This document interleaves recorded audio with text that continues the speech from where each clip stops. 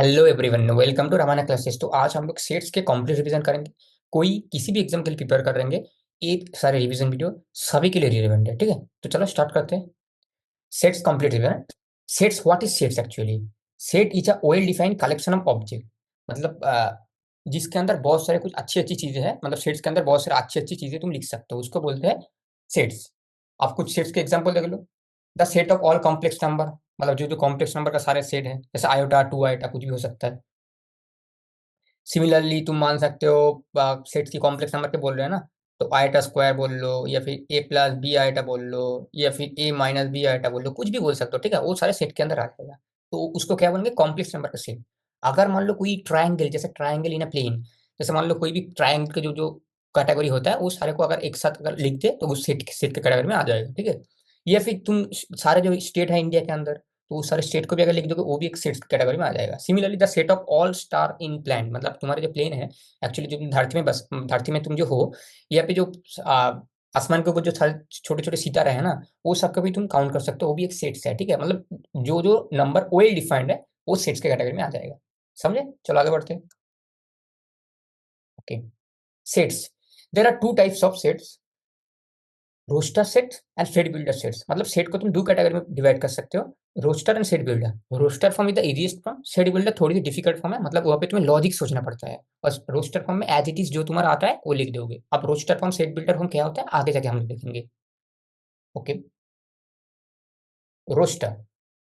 If A is the set of all prime number, मतलब जब जैसे मान लो एक सेट है 2 3 5 7, नम प्राइम नंबर लेस देन 10, मतलब तुमको बोल रहा है कि एक सेट बना, मतलब एक सेट है उसका नाम है ए, और उस सेट के अंदर सारे प्राइम नंबर आना चाहिए 10 से छोटा। तो 10 से छोटा कौन कौन से प्राइम नंबर हो सकते हैं? 2 3 5 7, ये सारे 10 से छोटा प्राइम नंबर है। ठीक है, सिमिलरली और भी एक एग्जांपल जैसे मान लो मैंने दे दिया, if A is the set of all even number. Even number बोला है मीन्स 2 से 20 के बीच में कोई भी एक नंबर दे दे, इवन नंबर, जो जो तुम्हारा इवन नंबर है उसको लेने के बोल रहे हैं। तो 2 से 20 के बीच में इवन नंबर क्या होता है? 4 6 8 10 12 14 16 18। इवन नंबर मीन्स जो जो नंबर हमारा 2 से डिविजिबल होता है उसको इवन नंबर बोलते हैं। सिंपल डेफिनेशन है। ठीक है, अब इसका कुछ रिमार्क भी दे लेते हैं। रिमार्क, रिमार्क क्या बोलना चाहता है? एक्चुअली का ऑर्डर ऑफ, मतलब सेट को तुम लिख, ये जो सेट तुम लिखिए, इसका कुछ मतलब कंडीशन भी होता है, कंडीशन में पता होना चाहिए। The order of writing the element of the set in immaterial, so ABC BSc CAB, कुछ भी लिख लो, एबीसी लिखो, बीएससी लिखो, सीएबी लिखो, मतलब सेट के अंदर एलिमेंट अगर सारे सेम है, तुम किसी भी तरीके से लिख सकते हो, कोई यहाँ पे रिस्ट्रिक्शन तुम्हारे पास नहीं है। Similarly all element of a set is not written more than once. जैसे मान लो तुमको 1 1 2 2 3 3 4 पर कुछ भी दे दिया, देखो ना यहाँ पे एग्जाम्पल 1 2 2 3 4 5, ये पे देखो टू दो बार है, बट सेट के अंदर जब जब तुम लिखोगे, ये गलत तरीके से एग्जाम्पल है, इसका सिंपल मीनिंग ये हो जाएगा। समझे? 1 2, मतलब सेट के अंदर कोई भी नंबर दोबारा रिपीट नहीं हो सकता, एक बार ही हो सकता है। समझे? चलो आगे बढ़ते हैं। इसके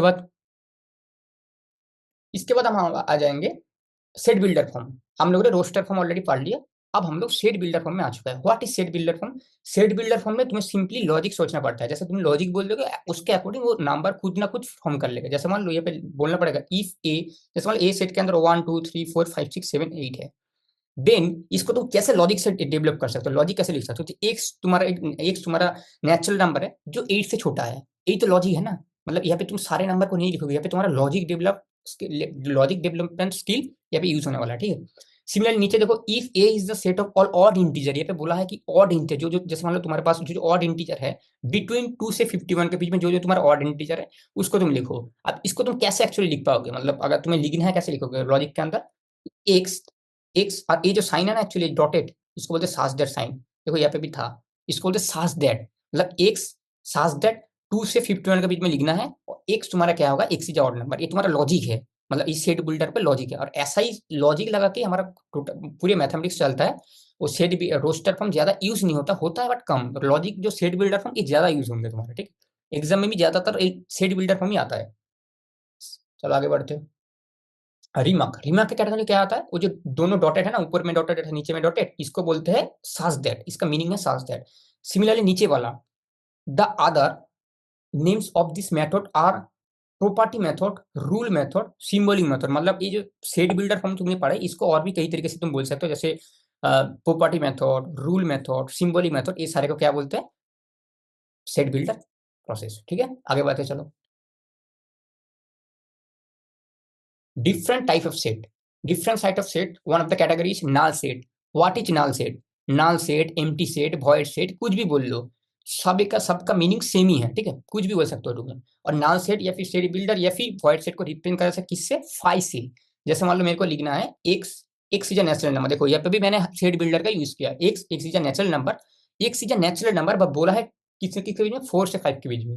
अब 4 से 5 के बीच में मुझे नेचुरल नंबर कैसे मिलेगा? कोई भी नेचुरल नंबर नहीं हो सकता 4 या फिर 5 से। कैसे नेचुरल नंबर मिलेगा? नहीं मिल सकता ना। सिमिलरली देखो, X, X is a real, X is a real number, but X square plus one equal to zero, ये कभी पॉसिबल है? तुम खुद सोचो, X square plus one equal to zero, ये कभी पॉसिबल है? एक्स स्क्वायर इक्वल टू -1, ये रियल वर्ल्ड में कभी पॉसिबल है? तुम खुद मुझे बताओ, रियल वर्ल्ड में पॉसिबल नहीं है ना। ये तो कॉम्प्लेक्स वर्ड में पॉसिबल है। आइटा स्क्वायर से रिप्रेजेंट करोगे, -1 को आइटा स्क्वायर से रिप्रेजेंट करोगे, कॉम्प्लेक्स नंबर में। हम लोग अभी रियल वर्ड में है, रियल नहीं हो सकता। देखो यहाँ पे लिखा है x is a real number, अगर यहाँ पे x is a complex number लिखी होती तब आते हमारे पास कुछ ना कुछ, तब वो 5 सेट नहीं होता। सिमिलरली आगे देखो 3, x such that x square equal to 25, x is even number, मतलब बोला है x इज इवन नंबर। अब x स्क्वायर इक्वल टू 25, बच्चों बच्चों को पता है ये चीज की, x स्क्वायर इक्वल टू 25, यहाँ पे क्या है? x इक्वल टू 5 होना चाहिए ना, +-5 दोनों में से कुछ हो सकता है। अब +-5 कुछ भी लो, ये पे तुम्हें इवन कैसे मिल सकता है? 5 is odd number, 5 is not an even number, so this will be this will be null set. समझ में आए? चलो आगे बढ़ते हैं। सिमिलरली देखो, single set, what is single set? A set having one and only element, मतलब किसी भी सेट के अंदर अगर एक, एक या फिर एक से मतलब कोई कोई भी सेट के अंदर अगर एक एक एलिमेंट रहेगा, जैसे मान लो x equal to 4, x equal to 3, x equal to 5, कुछ भी एलिमेंट 2 3 4 में, जैसे मान लो तुमने ऐसे लिख दिया 2 3, मतलब सेट के अंदर जब एक एलिमेंट रहेगा उसको बोलते हैं सिंगलटन सेट। ओके, अब subset, if every element of set A is also an element of set B, मतलब यहाँ पे बोलना चाहता है कि जैसे मान लो ए एक सेट है, 2 3 4 है इसके पास, बी भी एक सेट है जिसके पास क्या 2 3 4 6 8 सब कुछ है। सबसेट के लिए कंडीशन क्या है? ए जो छोटे वाला सेट है ए, उसको सबसेट बोलते हैं एक्चुअली, इसके बाद पढ़ेंगे सुपर सेट, उसको बड़े वाले सेट को सुपर सेट बोलते हैं, छोटा वाला सेट को क्या बोलते हैं? सबसेट। ए 2 3 4 है, तो ए के जो सारे एलिमेंट है वो बी में प्रेजेंट होना चाहिए, तब भी हम बोल पाएंगे A is a subset of B, तभी हम बोल पाएंगे A is a subset of B. मतलब ये छोटे वाला पहले आता है, देन ऐसा साइन आता है जिसको बोलते हैं सबसेट के साइन, देन बी आ जाता है। समझे बात? सिमिलरली यहाँ पे इक्वल टू साइन की लगाए, ए और बी इक्वल भी हो सकता है, जैसे मान लो ए का वैल्यू 2 3 4 ले लो, बी का वैल्यू भी तुम 2 3 4 ले लो, तो भी तुम बोल सकते हो कि A is a subset of B या फिर B is a subset of A, मतलब यहाँ पे दोनों वैलिड है। सान में तुम कुछ भी लिख सकते हो अकॉर्डिंगली। ठीक है, एग्जाम में ज्यादातर छोटे बड़े करके देता है, वो जनरली इक्वल नहीं देता क्योंकि मतलब नहीं आता ना। समझे? Total number of subset, how you will find total number of subset? जैसे मान लो तुमको दो एलिमेंट दे दिया 1 और 2, तुमको बोलेगा ये दोनों एलिमेंट से तुम कितने कितने टाइप के सबसेट बना सकते हो। एक्चुअली लॉजिकल है, पीएनसी की तरह। जैसे हम लोग के पास दो एलिमेंट है, ठीक है, दो एलिमेंट है, हम लोग क्या करेंगे, एक बार 1 ले लेंगे, एक बार 2 ले लेंगे, या फिर एक बार 1 और 2 ले लेंगे, 1 2 एक साथ, या फिर एक 5 5 या क्या नाल सेट, मतलब नाल सेट ही सभी के साथ आता है। जब भी तुम कोई सबसेट मतलब लिखोगे, वहाँ पे नाल सेट हमेशा आता है, तो नाल सेट को कभी भी भूलना मत, इंपॉर्टेंट पॉइंट है। ठीक है, टोटल नंबर ऑफ सबसेट क्या होगा? 2 की पावर n, और इसके ऊपर सवाल आता है, एक जेई मेंस का भी सवाल आया था, बहुत बार आ चुका है, एक नहीं बहुत बार आ चुका है। Similarly superset and subset, superset और सबसेट बच्चों के बीच में ज्यादातर कॉन्फ्यूजन इसमें रहता है, सुपरसेट और सबसेट। सबसेट जो पढ़े थे वहां पे ए और बी इक्वल टू हो सकता है, बट जो सुपरसेट है यहाँ पे ए और बी एक्चुअली इक्वल भी हो सकता है, बट एक बात तुम्हें यहाँ पे ध्यान रखना पड़ेगा, ए का वैल्यू देखो 1 2 3 है, 1 2 3 है ए का वैल्यू, यहाँ पे लिखी हुई है देखो 1 2 3, बी का वैल्यू क्या है? 2 3 4 5 कुछ भी है। अब तुम्हें याद रखना पड़ेगा, ये जो तुमने रिप्रेजेंटेशन करे थे ना अभी, जो तुमको पढ़ाया था A is a subset of B, B is a subset of B, जो जहाँ पे ए बी इक्वल था, हमेशा याद रखना है जो छोटा वाला सेट होगा वो हमारा सबसेट कहला जाएगा, जो बड़ा वाला सेट है उसको सुपरसेट कहला जाएगा। तो यहाँ पे जो ए ऐसा साइन ऑफ बी ऐसा जो लिखी हुई है, ये पे तुम क्या बोलोगे? मतलब अगर तुम्हें कोई बाहर वाले ये वाला साइन दे दिया, ये वाला साइन तुमको बाहर वाले दे दिया, एक सारे एग्जांपल नहीं दिया तुमको, तब दूर से दिखना चाहिए कि ए, तुमको बोलोगे कैसे? एक्चुअली लैंग्वेज में कैसे बोलोगे? A is called subset of B, but B is called superset of A. बात याद रखना, इसके ऊपर सवाल आता है। आगे बढ़े, equal set, two set A, B are said to be equal if every element of A is an element of B and every element of B is an element of A. मतलब बोलना चाहते हैं ए के अंदर जो भी सारे element होंगे 1 2 3 कुछ भी हो जाए, बी के अंदर भी सारे वो एलिमेंट होना चाहिए, तब भी है, तभी हम ए और बी को इक्वल से बोलेंगे। ठीक है, चलो आगे बढ़ते हैं। Power set. Power set. The set of all the subset of a given set A is said to be the power set if denoted by PA और 2 की पावर A। मतलब तुम अभी तक जो पढ़ के आए थे, जो सबसेट का तुम्हारा नंबर ऑफ सबसेट का जो फॉर्मूला था 2 की पावर n, या फिर देखो ए बी सी तीनों नंबर है, तो तुम्हारे पास फिर पावर सेट कितना होंगे, 2 की पावर 3 हो जाएगा, जिसका आंसर क्या होगा 8। देखो यहाँ पे मैंने लिख के रखा 5 5 A बी सी, या फिर तुम दोनों दोनों को ले लो, ए बी बी सी ए और ए बी सी। कितने हैं देखो, 1 2 3 4 5 6 7 8, मतलब हमारा जो फॉर्मूला सा है 2 की पावर 8, वही हमारा आंसर है। इसके ऊपर एक सवाल आया था जहाँ पे था कि नंबर ऑफ सबसेट की पावर, मतलब नंबर ऑफ सबसेट की कितने पावर सेट होंगे वो पूछा था। तो यहाँ पे और भी, जैसे मान लो ये वाला सवाल कोई मैं थोड़ी घुमा के दे देता हूँ। यहाँ पे सवाल में सवाल वाले ने पूछा कि नंबर ऑफ सबसेट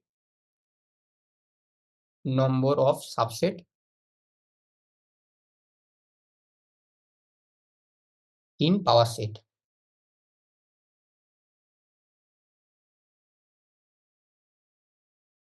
मतलब एग्जामिनर तुम्हें पूछना चाहता है कि number of subset, number of power set पूछ लेता है, नंबर ऑफ पावर सेट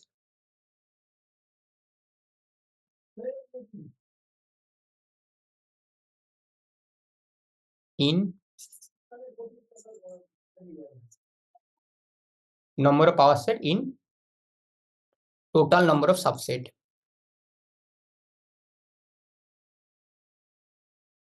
तब वहां पे 2 की पावर 3 नहीं आएगा। तुम जो ये सोच रहे हो ना 2 की पावर 3, 2 की पावर 3 नहीं आएगा, तब क्या आएगा पता है, 2 की पावर 8 आएगा। ए गलत है, ए सही है, समझे? क्यों? क्योंकि सब सेट की बोला है, पावर सेट पूछा, तुम्हें सेट की नहीं पावर सेट पूछ रहा है। ऐसा बच्चों को फंसाता है, लैंग्वेज में बच्चों को फंसाता है, ठीक है। जो तुम गलती करते जाओगे आगे आगे, वो भी गलती में बताते जाऊंगा कि ये वाला गलती तुम्हारे से हो सकता है, क्योंकि मेरे से भी हुए थे, तो तुम लोग से भी हो गया, ठीक है। इसीलिए मेरे से भी फर्स्ट टाइम में ऐसा गलती होता था, छोटे मोटे गलती, बट बाद में मैंने रियलाइज कर लिया कि गलती है। Proper set. प्रोपस सेट क्या है? Proper set is a set where A और बी इक्वल नहीं हो सकता।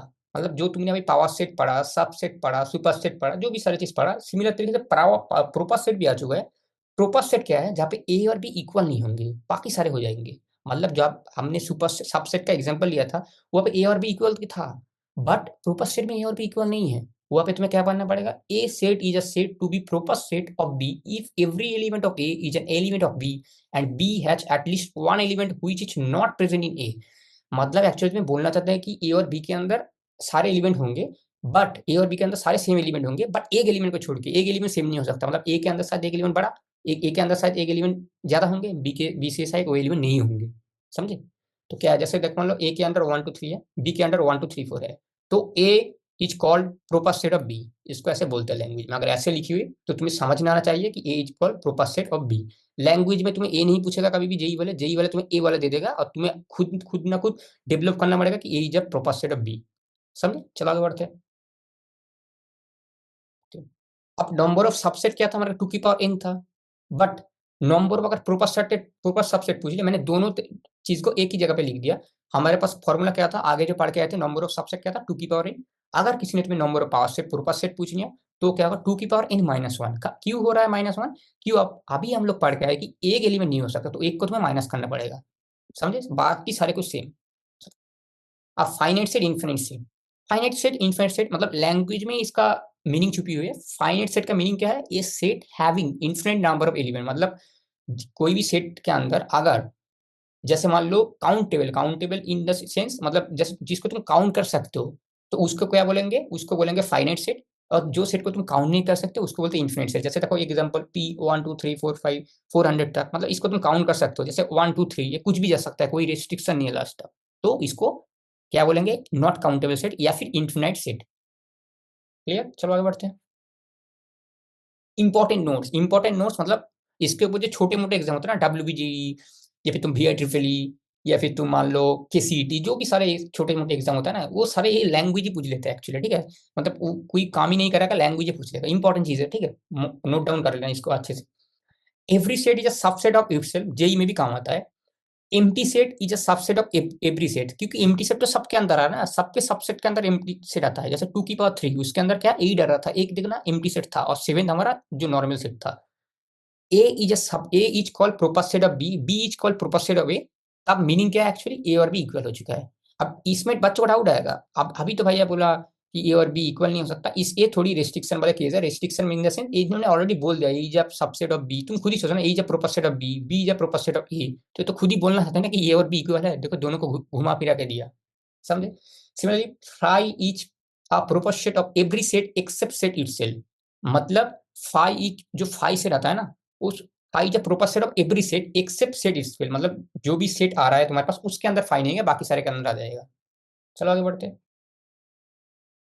Cardinal number, the number of distinct element in a finite set A is called cardinal number. जैसे मान लो ए के अंदर जैसे एक सेट के अंदर जैसे -2 -1 -3 टिल 9 कुछ भी हो सकता है, जैसे मान लो थे, तो नंबर ऑफ एलिमेंट कितना होगा 12 होगा। अब बहुत सारे बच्चे क्या करेगा, इसके पूरे लिखेगा देन काउंट करेगा 12। इसका एक शॉर्टकट भी मेरे पास है। शॉर्टकट कैसा है देखो, तुम्हारे पास अगर 1 2 3 4 5 6 7 8 9 टिल 8 तक है, तो तुम क्या करना शॉर्टकट, बच्चे वालों ने हम लोगों ने सिखाया था, हमारे टीचर शायद किसी ने भूल गया है तो लास्ट और फर्स्ट वाले का -+1 कर देना है, तो तुम्हें नंबर ऑफ टर्म मिल जाएगा। अगर ये भी रेस्ट्रिक्शन ये है कि बीच में कोई टर्म मिसिंग नहीं होना चाहिए, तब एक रेस्ट्रिक्शन नहीं, तब एक कंडीशन नहीं लगता, समझे। अगर बीच में सारे टर्म आ रहा है तो हमें क्या करना पड़ेगा, लास्ट वाला माइनस फर्स्ट वाला +1 कर देना है, मिल जाएगा मेरे को। चलो आगे बढ़ते हैं। यूनिवर्सल सेट, यूनिवर्सल सेट मतलब किसी भी कोई भी एलिमेंट हो सकता है, कोई रिस्ट्रिक्शन नहीं है। जैसे मान लो the set of all integer, जिसके अंदर 0 +1 -1 +2 -2 कुछ भी हो सकता है, चलते जा रहे हैं, is a universal set of all odd integer, मतलब जो भी तुम्हारे पास जैसे मान लो तुमको बोल दिया, मैंने तुमको बोल दिया कि ऑड इंटीजर की सिम सेट बताओ, तुम बोलोगे +1 +3 प्लस -1 कुछ भी ऐसे बोलते जाओगे, ठीक है। तुम कुछ सेट बोलते हो +1 +3 +5 +7 ऐसे बोलते जाओगे। सिमिलरली तुम क्या कर, तुमको तो पता है कि इंटीजर की सेट क्या है, 0 +1 +2 ऐसा, तो इंटीजर वाला सेट हमारा क्या हो जाएगा, एक्चुअली हमारा यूनिवर्सल सेट बन जाएगा। मैंने यहाँ पे काउंटर एग्जाम्पल ले लिया था। Union set, what is union set, union, बात को समझे। यूनियन, यूनियन का मतलब क्या है, जैसे हम लोग कोई बाहर की यूनियन देखते हैं, या फिर कोई टोटो यूनियन, कोई बास यूनियन, कोई रेल यूनियन, जो भी होते हैं, ठीक है। जो भी तुम्हारे ऊपर कार चलता है उसका कुछ यूनियन चलता है, ठीक है। तो यूनियन का मतलब क्या है, सारे लोगों को एक साथ लेके चलना है, ठीक है, सारे लोगों को एक साथ लेके चलना है, तो ये पे सारे एलिमेंट आ जाएगा। मतलब ए के अंदर अगर 1 2 3 है और बी के अंदर 3 4 5 है, तो क्या होगा 1 2 3 4 5, मतलब सारे एलिमेंट को जब एक साथ लेके चलोगे उसको बोलते हैं यूनियन। इंटरसेक्शन का मतलब क्या है, मतलब वहाँ पे तुम लोगों को सिलेक्ट करोगे, जैसे मान लो ए के अंदर 1 2 3 है, बी के अंदर 3 4 5 है, तो अगर इंटरसेक्शन वाला सेट में क्या आ जाएगा, 3 आ जाएगा, तो 3 दोनों में कॉमन है। इंटरसेक्शन दोनों में कॉमन आना चाहिए, समझे। चलो आगे बढ़ते हैं। और भी थोड़ी आगे आगे बढ़ जाते हैं। जैसे मान लो ना, बहुत बार ऐसा देगा एडवांस के सवाल में, बेसिकली ऐसा लिख के देगा एडवांस, या फिर मेंस में भी आ सकता है आजकल, तो ऐसा लिख के दे देगा, तो तुमको इसका मतलब समझ में आना चाहिए। इसका मतलब है actually A1 A2 A3 till AN, ये सारे क्या है, यूनियन में है। सिमिलरली अगर इंटरसेक्शन में से आई इक्वल टू 1 2 इन जा रहा है, ए आई है, मतलब एक ही आई की वैल्यू तो 1 2 3 डालते जाओगे। अगर इंटरसेक्शन साइन में है तो सारे इंटरसेक्शन में है। थोड़ी एक्सटेंडेड वर्जन है, मैंने यहाँ पे नोट्स में इंक्लूड कर दिया। चलो आगे बढ़ते हैं। Disjoint set, what is disjoint set, if two set have no common element, अगर किसी सेट के अंदर न कोई एलिमेंट कॉमन नहीं है, कोई भी एलिमेंट कॉमन नहीं है, जैसे ए इंटरसेक्शन बी अगर 5 आ जाए, जैसे मतलब ए के अंदर ए बी सी है, बी के अंदर 1 2 3 है, कैसे कॉमन आ सकता है ना। There is no number which is common between A and B, तो ए इंटरसेक्शन बी क्या हो जाएगा 5 हो जाएगा। So A and B is called disjoint set if and only, अगर total number of disjoint set बोला है ना, कभी बहुत बार आता है पीएनसी वाले सवाल के साथ मिक्स करके जब पूछना चाहते हैं ना, एक्चुअली डायरेक्ट इसका एक रिजल्ट है, total number of disjoint set 3 की पावर n +1/2 होता है। ये मैं डेरिवेशन करके यहाँ पे दिखा सकता था, बट ये हमारा रिवीजन वीडियो है, टाइम कंज्यूम है, इसीलिए मैंने नहीं दिखाया। तुम खुद भी कर सकते हो, थोड़ी लॉजिक डेवलप करो, 3 की पावर n -1 +2 ऐसे करके आगे बढ़ेगा, खुद ही कर सकते हो। तो total number of disjoint set क्या होगा, 3 की पावर n +1/2। अगर किसी को डेरिवेशन चाहिए इसका स्पेशली, तो नीचे कमेंट डाउन कर देना, मैं ऑब्वियसली डेरिवेशन करके दिखा दूंगा एक सिंगल वीडियो में, डिसजॉइंट सेट का फॉर्मूला का डेरिवेशन, काम की फॉर्मूला है, याद रखना। डिफरेंस ऑफ टू सेट, अब तुम्हें डिफरेंस पूछेगा, जैसे ए के अंदर 1 2 3 है, बी के अंदर 3 4 5 है, और अगर तुम्हें किसी ने ए माइनस बी पूछ लिया, अगर ए माइनस बी पूछे, तो हमेशा ये रखना ए और बी में से जो कॉमन पॉइंट है उसको हटा देना है। कौन से सेट से, पहली वाले जो सेट है, मतलब ए से कॉमन पॉइंट को हटा देना है। ए और बी के बीच में जो कॉमन पॉइंट है उसको एक ही सेट से हटा देना है, जैसे 3 कॉमन है, यहाँ पे 1 2 आ जाएगा। सिमिलरली बी माइनस ए अगर पूछे, तो क्या करेगा, बी और ए के बीच में जो कॉमन एलिमेंट है वो बी के सेट से हटा देना है, 4 और 5 आ जाएगा, समझे। यही चीज है डिफरेंस ऑफ सेट, बहुत आसान है, आता है सवाल। Symmetric difference of two set, symmetric difference इसको दिखाते हैं ऐसे, ए वाला साइन के साथ, A delta B, actually delta बोलते हैं इसको, ठीक है। ए माइनस बी, इसका मीनिंग क्या है, A minus B union B minus A, ठीक है। तो तुम ए माइनस बी करो, पहले पहले ए माइनस बी करो, 1 2 मिल जाएगा, क्योंकि ए माइनस बी का मतलब क्या था, अभी मैंने तुमको समझाया, ए और बी में से जो कॉमन पॉइंट है उसको हटा देना है, और हटा देना है कौन से सेट से, पहले वाले सेट से, मतलब ए माइनस बी पूछा है तो ए से हटा देना है, जो कॉमन पॉइंट है ए और बी के बीच में उसको ए से सेट से हटा देना है। सिमिलरली बी माइनस से पूछा है तो क्या, बी के सेट से सारे जो ए बी और ए के बीच में कॉमन था उसको हटा देना है। तो बी के सेट से कॉमन क्या था, 3 था ना दोनों में, तो 3 3 मैंने हटा दिया, 1 2 4 5। तो ए डेल्टा बी मतलब ए यूनियन बी क्या हो जाएगा, यूनियन का मतलब क्या है, सारे लोगों को एक साथ लेके चलना है, तो क्या आ जाएगा 1 2 4 5, खत्म यहाँ पे, ठीक है। मतलब टोटल आंसर क्या है 1 2 4 5। चलो बढ़ते हैं, complement set. What is complement set, actually complement set मतलब ए कॉम्प्लीमेंट को रिप्रेजेंट करा था ए सी या फिर ए बार से रिप्रेजेंट करा जाता है, ठीक है। ए कॉम्प्लीमेंट को, कॉम्प्लीमेंट का मतलब क्या है, जैसे तुमको कि कोई कॉम्प्लीमेंट देगा, मतलब कॉम्प्लीमेंट कहाँ से मिलता है, बाहर से कॉम्प्लीमेंट मिलता है ना। जब जैसे मान लो तुम बहुत हॉट हो, तुम्हारा मतलब दिमाग बहुत हॉट हो चुका है, ठीक है, बाहर से आके कोई तुम्हें कॉम्प्लीमेंट दे रहा है, ऑब्वियसली वो तुम्हें कोल्ड करने के लिए दे रहा है, तो तुमको हॉट को एग्जॉस्ट करने के लिए कोल्ड आ रहा है, ऑब्वियसली बात। तो सिमिलरली ए कॉम्प्लीमेंट अगर तुम्हें पूछे तो ए के बाहर के सारे एलिमेंट हो जाएंगे। द यूनिवर्सल सेट, तो जैसे मान लो एग्जांपल दे दो 1 2 3 4 5 6 7 8, ऐसे उन्होंने जे जे की यूनिवर्सल सेट का एग्जांपल, ए सेट में क्या है 1 2 3 है, 1 3 5 7 है। तो अगर तुम्हें कोई ए कॉम्प्लीमेंट का बोले तो ये क्या आएगा 2 4 6 8 हो जाएगा, क्यों 1 थ्रू 5 7 तुम्हारे पास ऑलरेडी था।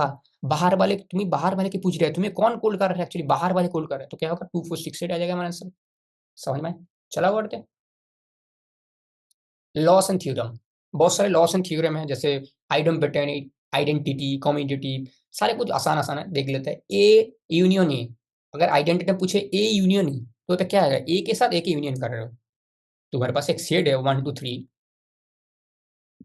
उसके साथ तुम 1 2 3, मतलब ए सेट के ए सेट में 1 2 3 एलिमेंट, तो क्या है 1 2 3 नहीं है क्या, 1 2 3 नहीं है क्या, यही तो आ जाएगा। सिमिलरली ए इंटरसेक्शन है, तुम्हारे पास एक सेट है 1 2 3 है, फिर और फिर से ए के साथ ए का इंटरसेक्शन, तो 1 2 3 ए सेट का एग्जांपल क्या है 1 2 3 मैंने मान लिया। इसका एक इंटरसेक्शन करने बोला, देखो इंटरसेक्शन, मैं इसके साथ इंटरसेक्शन यही एग्जांपल करा देता हूँ। इंटरसेक्शन मान लो, तो इंटरसेक्शन मतलब क्या है, कॉमन पॉइंट, दोनों में से कॉमन पॉइंट क्या आएगा 1 2 3 तो कॉमन आएगा ना, तुम्हारा आंसर ये नहीं आ जाएगा। बेसिक प्रॉपर्टी है, identity law, A union phi अगर पूछे, ए के साथ कोई भी एलिमेंट नहीं है उसका यूनियन लेना है, तो ऑब्वियसली यही आ जाएगा ना। सिमिलरली ए के साथ कोई भी यूनियन, मतलब ए और सारे यूनिवर्सल एलिमेंट का यूनियन लेने बोल रहा है, तो यूनियन में कौन आएगा, ऑब्वियसली यूनिवर्सल आ जाएगा, क्योंकि यूनिवर्सल तो बहुत बड़ा सेट है। चलिए ए इंटरसेक्शन फाइव पूछे, एक ए में बहुत सारे एलिमेंट है, फाइव मतलब कोई भी एलिमेंट नहीं है, मतलब फाइव नाल सेट एक्चुअली मुझे समझाना चाहता है, ठीक है। तो ए इंटरसेक्शन पे ए इंटरसेक्शन फाइव क्या आ जाएगा, फाइव मतलब उसके अंदर कोई भी एलिमेंट नहीं है, ए इंटरसेक्शन यू बोल रहा है, मतलब ए के साथ तुम्हारा यूनिवर्सल सेट का एग्जांपल नहीं तो बोल रहा है, एक मतलब छोटा सेट है कोई, यू मतलब कोई यूनिवर्सल सेट बड़ा सा, बड़ा सेट के साथ छोटा सेट का जब एग्जांपल लोगे कौन आएगा, छोटा सेट आएगा ना, ये आ जाएगा हमारा आंसर, क्योंकि यूनिवर्सल सेट में तो सारे एलिमेंट आ जाएगा। कॉम्यूटेटिव लॉ क्या है, A union B is equal to B union A, मतलब तुम ए यूनियन बी करो, बी यूनियन ए करो, बात तो सेम ही है ना, तुम 1 1 2 3 जैसे मान लो इस एग्जांपल को लेना,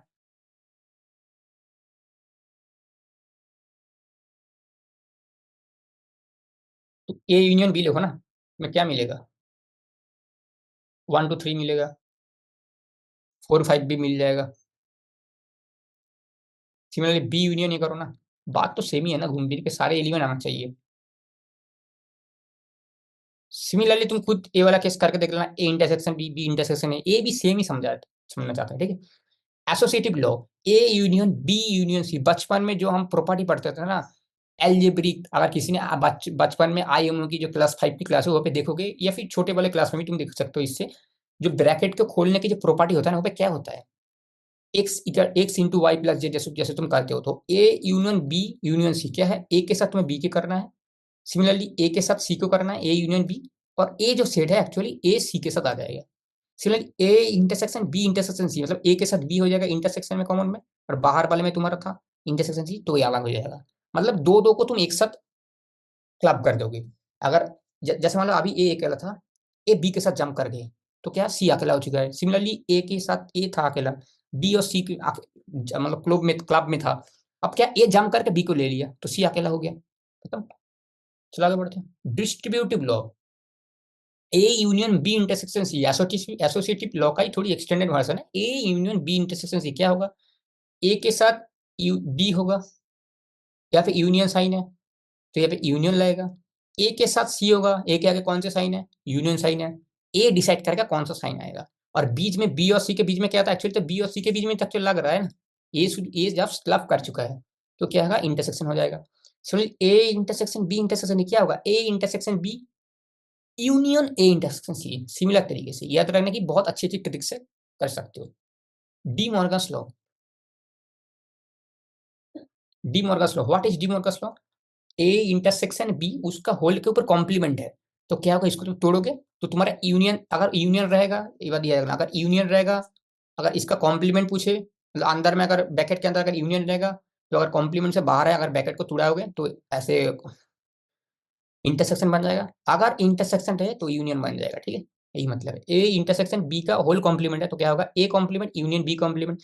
सिमिलरली ए यूनियन बी का होल कॉम्प्लीमेंट क्या होगा, A intersection A complement intersection B complement. Similarly A minus B union C पूछा है तो क्या होगा, ए माइनस बी इंटरसेक्शन, क्योंकि ब्रैकेट को तुम तोड़ रहे हो, मैंने अभी बोला डी मॉर्गन क्या, ब्रैकेट को तोड़ोगे तो साइन चेंज हो जाएगा, यूनियन रहेगा तो इंटरसेक्शन बन जाएगा, तो यहाँ पे इंटरसेक्शन बन गया, ए माइनस सी हो चुका है। ए माइनस बी इंटरसेक्शन से क्या होगा, ए माइनस बी यूनियन हो जाएगा ए माइनस सी। बहुत इजी है, सभी को समझ में आए? चलो आगे बढ़ते हैं। Extra result on property, what is extra result on property, A minus B को लिख सकते हो ए इंटरसेक्शन बी का, ए इंटरसेक्शन बी बी के कॉम्प्लीमेंट, मतलब ए इंटरसेक्शन बी कॉम्प्लीमेंट लिख सकते हो। Similarly A minus B union B का अगर लिखोगे तो ए माइनस बी भी लिख सकते हो। ये सारे प्रॉपर्टी है, इतना इंपॉर्टेंट नहीं है, बट मैंने ये भी लिख दिया एक्स्ट्रा रिजल्ट ऑन प्रॉपर्टी, ठीक है, क्योंकि हम लोग कंप्लीट कंप्लीट रिवीजन करेंगे सारे चैप्टर का, तो कंप्लीट वीडियो होंगे, ठीक है। अगर किसी किसी को बोर्ड के लिए भी जरूरत है तो वो भी कर सकता है। A minus B intersection B तो क्या होगा, 5 हो जाएगा।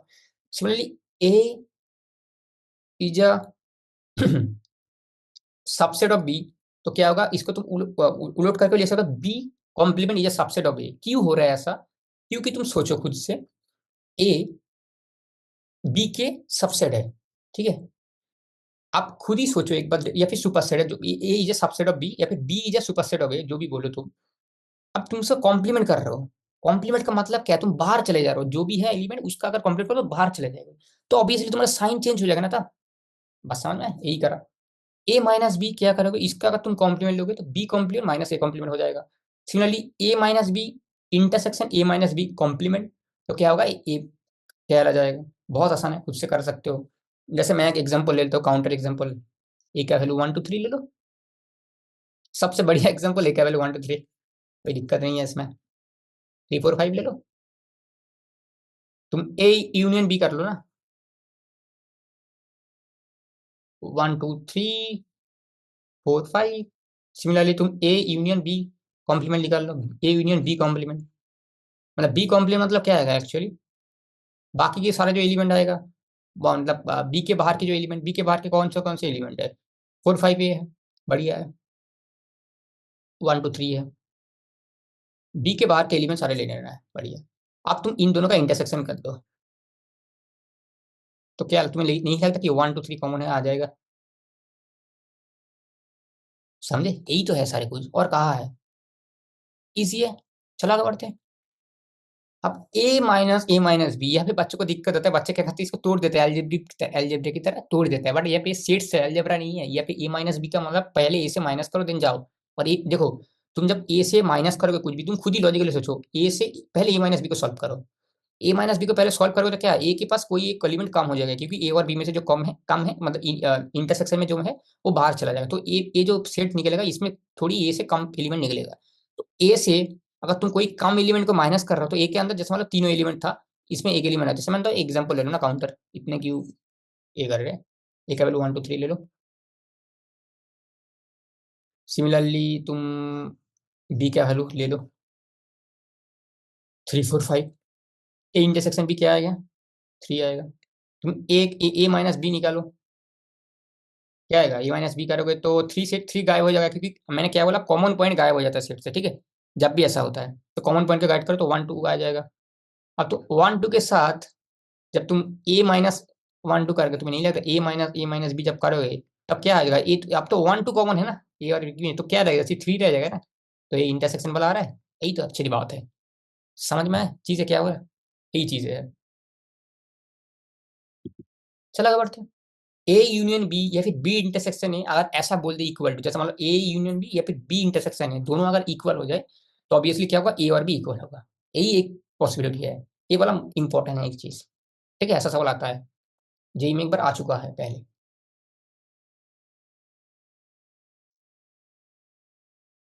अब हम लोग वेन डायग्राम में आ चुके हैं। What is Venn diagram? Venn diagram में तुम्हें बोलेगा दो सेट है, जो अभी तक तुमने फॉर्मूला पढ़ा ना, एक्चुअली उसका लॉजिक वेन डायग्राम से आता है। अगर किसी का अभी तक की थोड़ी दिक्कत था, वेन डायग्राम से क्लियर हो जाएगा। जैसे ए यूनियन अगर बी बोले तो ए बी पूरे आ जाएगा। तो ए बी देखो पूरे शेडेड कलरिंग है। सिमिलरली ए साला सेट ए है, मान लो ए वाला बी है। तो अगर ए इंटरसेक्शन बी बोले तो ए और बी के बीच में जो कॉमन पॉइंट है वही आ जाएगा, इंटरसेक्शन बी। सिमिलरली और भी थोड़ी आगे बढ़ते हैं। ए और बी से ए माइनस बी पूछना चाहता है, तो ए माइनस बी का लॉजिक क्या था, ए और बी में से जो कॉमन पॉइंट है उसको हटा देना है। तो ए और बी में से कॉमन पॉइंट ए वाला था ना, तो इसको हटा देंगे तो ए में कौन सा शेडेड रह जाएगा, ए वाला शेडेड, तो इसमें ए रह गया। अब बी माइनस ए बोला है, तो बी से जो बी और ए के बीच में जो कॉमन पॉइंट है वो बी से हटा देना है। तो देखो ये जो कॉमन पॉइंट है इसको बी से हटा दिया, ये तो ए सेड है, तो ये वाला बी सेड है। समझे?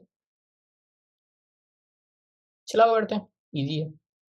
अब ए यूनियन बी का होल कंप्लीट मतलब ए यूनियन बी को छोड़ के बाहर वाले जो रीजियन है, तो ए यूनियन बी तो ये वाला था ना, तो इसको छोड़ के बाहर वाले जो रीजियन है ये वाला आ जाएगा, ब्लू शेडेड वाला।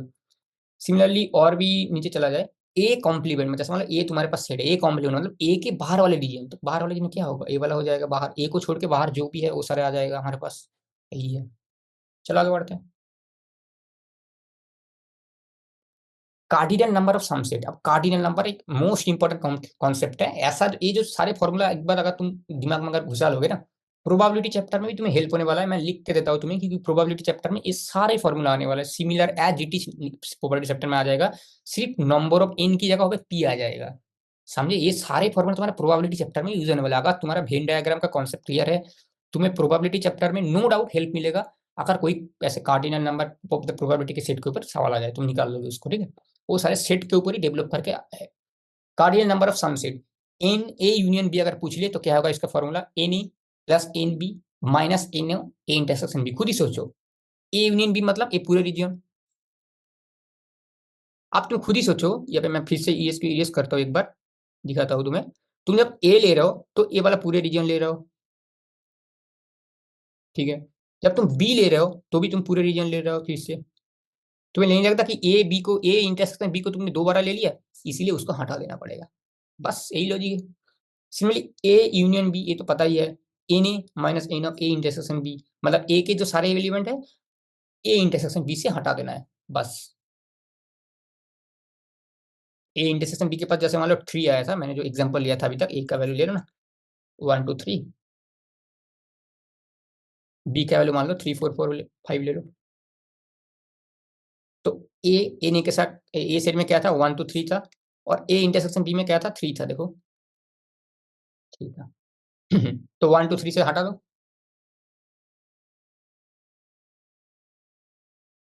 तो क्या है 1 2, तो नंबर वेज में क्या होगा, 2 होगा। अब बहुत बार ऐसा कंडीशनल सवाल आता है, एटलीस्ट बोलेगा।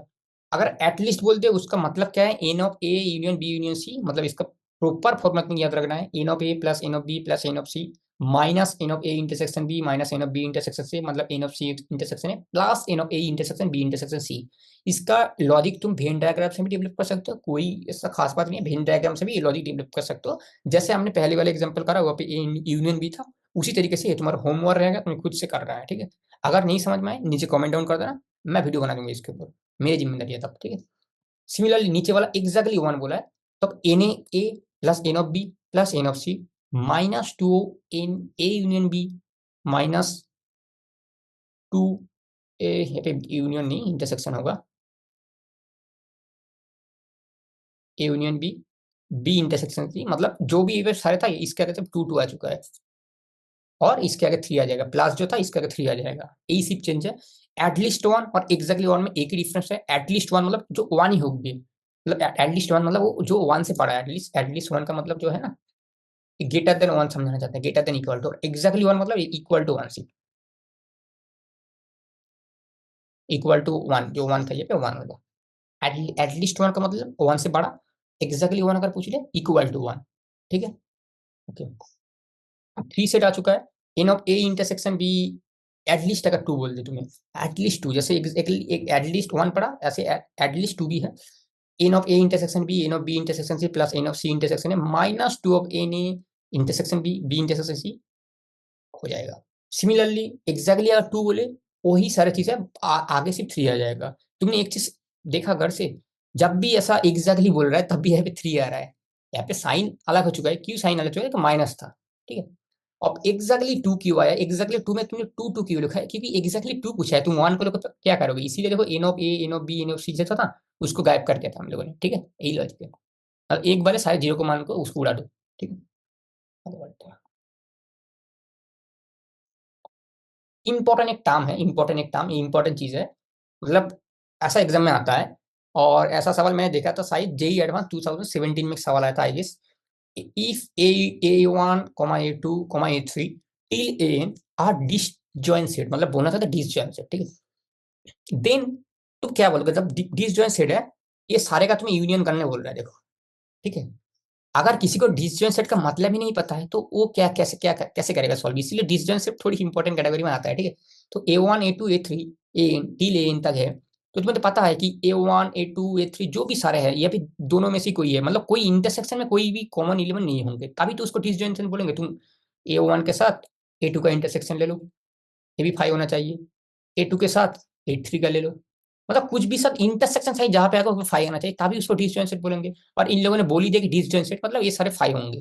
तुम्हारा फॉर्मूला क्या था, जैसे छोटे वाले एग्जांपल हो ना, n of A union B, अगर इसमें भी अगर बोल दिया कि A B are disjoint set, तो इसका फॉर्मूला क्या हो जाएगा, सिर्फ n of A plus n of B minus N of A intersection B नहीं आएगा, ये तब क्या बन जाएगा, 0 बन जाएगा, समझे, क्योंकि डिसजॉइंट सेट बोल दिया है। लॉजिक है, इंपॉर्टेंट चीज है ये, इसको अच्छे से देख लेना, ठीक है। ओके, तो चलो, यह था कि हमारा ऑलमोस्ट सेट्स का रिवीजन हो चुका है। अब हम लोग नेक्स्ट चैप्टर हमारा है रिलेशन, रिलेशन एंड मैपिंग। उसके बाद हम लोग सेट्स और रिलेशन दोनों को मिला के जेई मेंस का जो टॉप नॉच पीओ के, एक्चुअली टॉप नॉच जो पीओ के, उसको हम लोग लेके आएंगे एज अ वीडियो सॉल्यूशन, उसको देख लेना अच्छे तरीके से।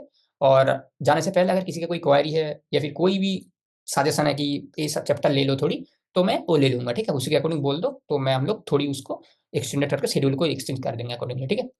और अगर नोट्स चाहिए, ये सारे चैप्टर का नोट्स चाहिए, तो हमारे टेलीग्राम ग्रुप का लिंक मिल जाएगा सभी को डिस्क्रिप्शन में, या फिर शायद हमारे चैनल के ऊपर में मिल जाएगा, तो वहाँ पे चला जाना, सारे नोट्स वहाँ पे मिल जाएगा, ठीक है। सारे कुछ वहाँ पे अपडेट भी होता है और सारे कुछ वहाँ पे मिलता है, ठीक है, ऑलमोस्ट। तो चलो मिलते हैं, take care, wish you best luck.